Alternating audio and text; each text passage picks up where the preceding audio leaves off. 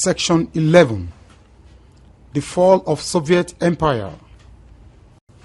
Introduction. In this study session, you will learn about the gradual decline of the Soviet Empire from the death of Stalin in 1953 to the tearing down of the Berlin Wall in Germany in 1990, which was the last straw that broke the camel's back. You should highlight the various factors that enhance the fall of the empire in the course of your study. Learning outcomes. When you have studied this section, you should be able to 1. Trace the beginning of the weakness of the Soviet Empire before its final collapse in the 1990s. 2. Explain the role of the Afghanistan War in the decline of Soviet Empire. 3. Discuss the reforms of Mikhail Gorbachev and the breaking up of the Soviet Union. Background to the collapse of Soviet Empire. As early as 1953, the year that Stalin died, there were signs of unrest among the subject peoples of the Russian Empire. Yugoslavia, while remaining communist, had already loosened her ties with the Soviet bloc. Anti-Soviet riots in East Germany in 1953 and Poland in 1955 were followed by rebellion in Hungary in 1956. The Berlin Wall fell in 1989. Afghanistan War and the collapse of Soviet Socialist Republic.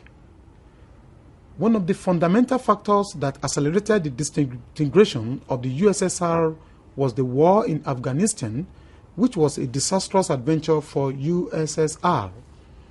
It will be recalled that President Jimmy Carter of the USA supported Mohammad Zia-ul-Haq, who in turn funded the anti-Soviet Mujahideen movement in Afghanistan. However, the USSR decided to support the Afghanistan government controlled by the People's Democratic Party of Afghanistan against the Mujahideen movement.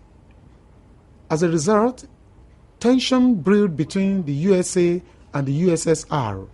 Subsequently, President Jimmy Carter of the USA decided to place a trade embargo on the USSR and pronounced that the Soviet intervention in Afghanistan was the most serious threat to the peace since the Second World War.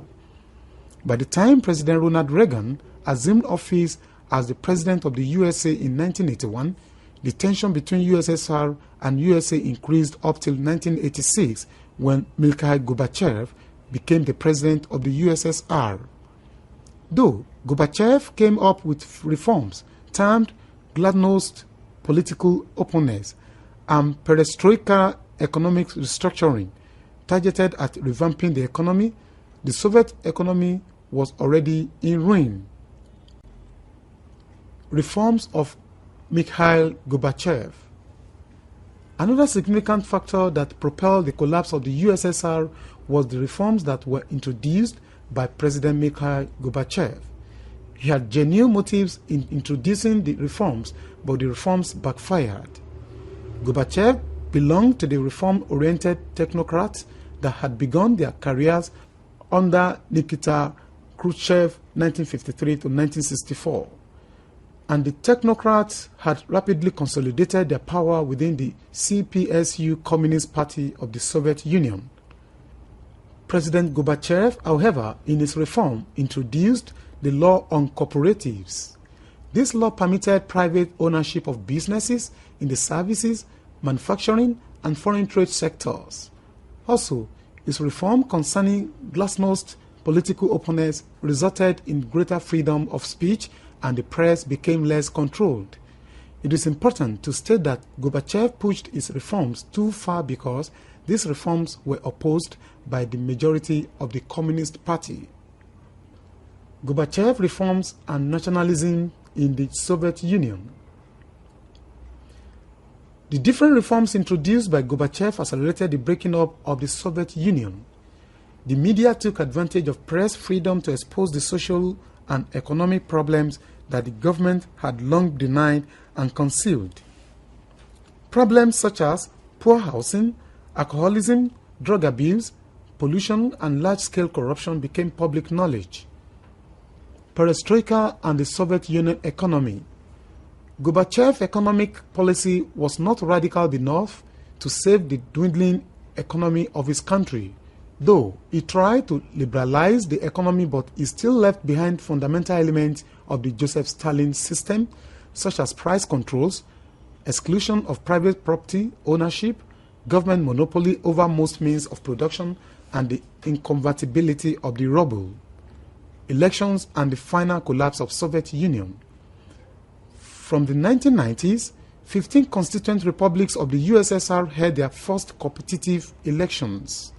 Reformers and ethnic nationalists won many of the seats. This led to the constituent republics to begin to assert their national sovereignty over Moscow.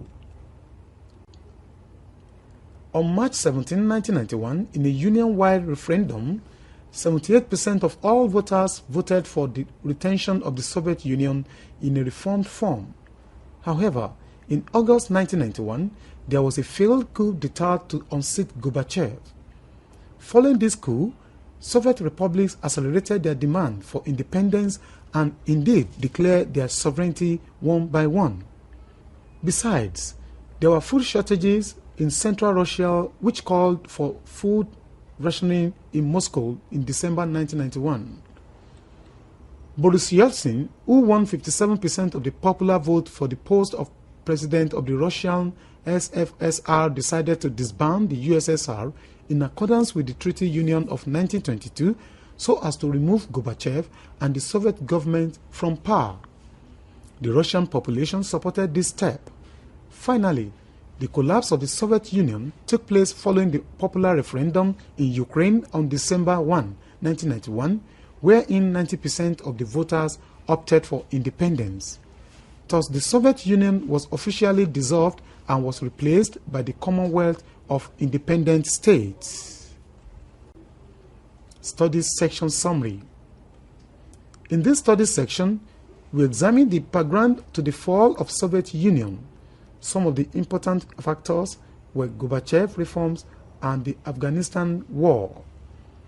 This is the end of studies section 11. Thanks for listening.